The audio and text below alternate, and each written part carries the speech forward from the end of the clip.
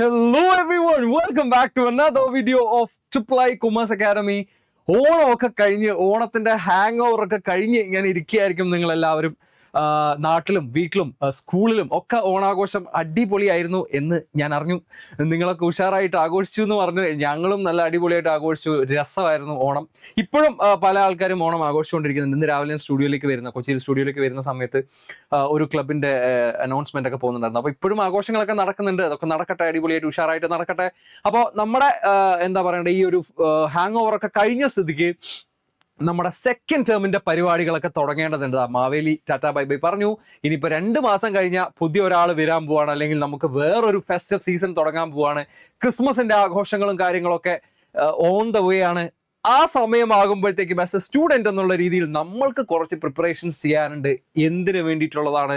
നമ്മുടെ സെക്കൻഡ് ടേമിന് വേണ്ടിയിട്ടുള്ള പ്രിപ്പറേഷൻസ് ആണ്. സ്പെഷ്യലി ഈ ഒരു വീഡിയോ ഇസ് ഫോർ ഇംഗ്ലീഷിന്റെ സെക്കൻഡ് ടേമിൽ നമ്മൾ എന്തൊക്കെ പഠിക്കും, എന്തൊക്കെയാണ് കാണാൻ പോകുന്നത്, എന്തൊക്കെയാണ് നമ്മൾ ചെയ്യാൻ പോകുന്നത്, ഇതിനെ കുറിച്ചിട്ടൊക്കെ ഉള്ളൊരു വീഡിയോ ആയിരിക്കും.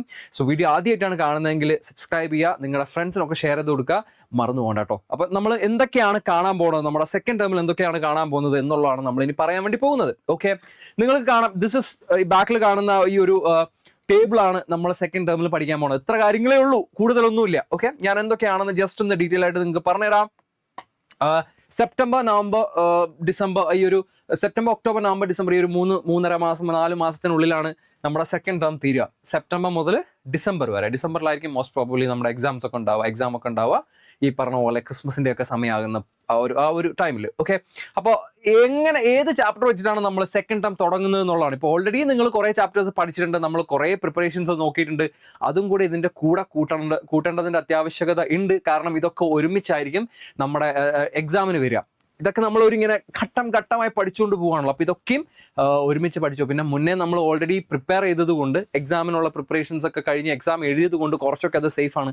ബാക്കിയുള്ള കാര്യങ്ങളാണ് നമ്മൾ നോക്കേണ്ടത്. അതിന്റെ കൂടെ തന്നെ അതും കൂടെ ഒന്ന് നോക്കി പോവുക എന്നുള്ളതാണ് നമ്മൾ ചെയ്യേണ്ടത്. Okay, alright fine. അപ്പം എന്താ ചെയ്യാൻ പോണേ? ആദ്യത്തെ ചാപ്റ്റർ എന്ന് പറയുന്നത് ത്രീ വീൽഡ് റെവല്യൂഷൻ എന്ന് പറഞ്ഞിട്ടുള്ള ഒരു ഇന്റർവ്യൂ ആണ്.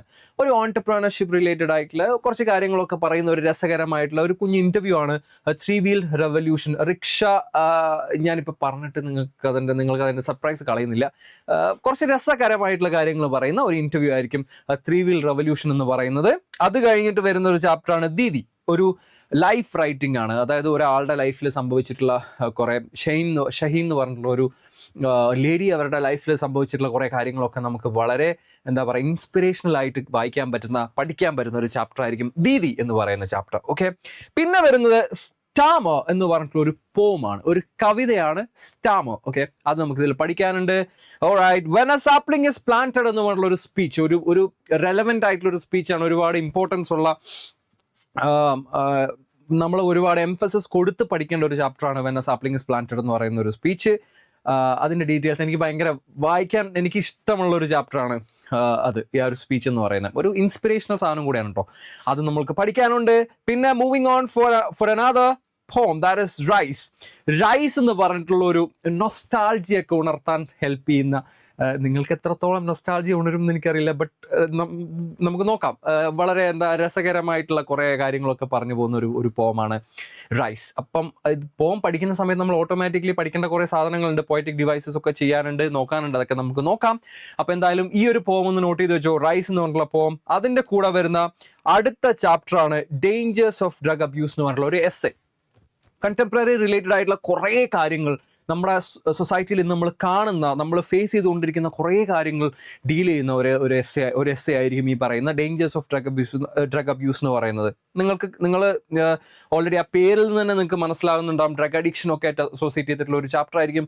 അതിൻ്റെ ദോഷവശങ്ങളെ കുറിച്ചിട്ടൊക്കെ നമുക്ക് പറഞ്ഞു തരുന്ന ഒരു ചാപ്റ്റർ ആയിരിക്കും ഡേഞ്ചേഴ്സ് ഓഫ് ഡ്രഗ് അബ്യൂസ് എന്ന് പറയുന്ന സംഭവങ്ങൾ. പിന്നെ ഇതിൻ്റെ കൂടെ തന്നെ വരുന്ന മറ്റൊരു ചാപ്റ്ററാണ് പോസ്റ്റ് ഏർലി ഫോർ ക്രിസ്മസ് എന്ന് പറഞ്ഞിട്ടുള്ളൊരു 1 act പ്ലേ. ഓക്കെ, നമ്മളൊരു പ്ലേ ഓൾറെഡി പഠിച്ചു. അതിൻ്റെ കൂടെ നമുക്ക് പഠിക്കേണ്ടതായിട്ടുള്ള മറ്റൊരു പ്ലേ ആണ്, മറ്റൊരു 1 act പ്ലേ ആണ് post early for Christmas.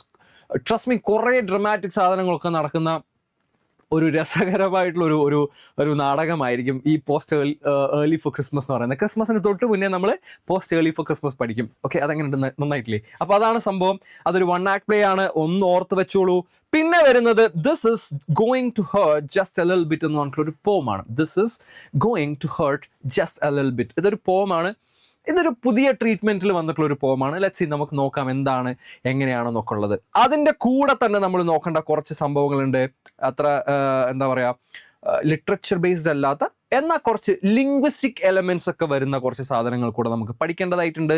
Language elements കണ്ടോ, അതായത് ഗ്രാമർ റിലേറ്റഡ് ആയിട്ടുള്ള നമ്മൾ ഇംഗ്ലീഷ് പഠിക്കുമ്പോൾ നമ്മൾ ശ്രദ്ധിക്കേണ്ട കുറച്ച് സാധനങ്ങളൊക്കെ ഉണ്ടല്ലോ.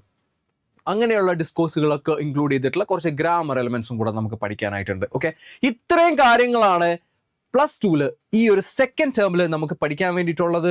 അപ്പം അത്രയും കാര്യങ്ങളൊക്കെ ഓക്കെ ആണ്. ബാക്കിയുള്ള കാര്യങ്ങളൊക്കെ നമുക്ക് വഴിയെ കാണാം. ഞാൻ എക്സൈറ്റഡ് ആണ്, നിങ്ങളും എക്സൈറ്റഡ് ആകുമെന്ന് ഞാൻ വിചാരിക്കുന്നു. വേറൊന്നിനല്ല, നമുക്ക് പ്രിപ്പറേഷൻസ് എടുക്കാൻ വേണ്ടിയിട്ട്. അപ്പം ഒന്നുകൊണ്ട് പേടിക്കേണ്ട. That's what I can say. നിങ്ങളുടെ കൂടെ ഞങ്ങളുണ്ട്, ട്രിപ്ലൈ ഉണ്ട്.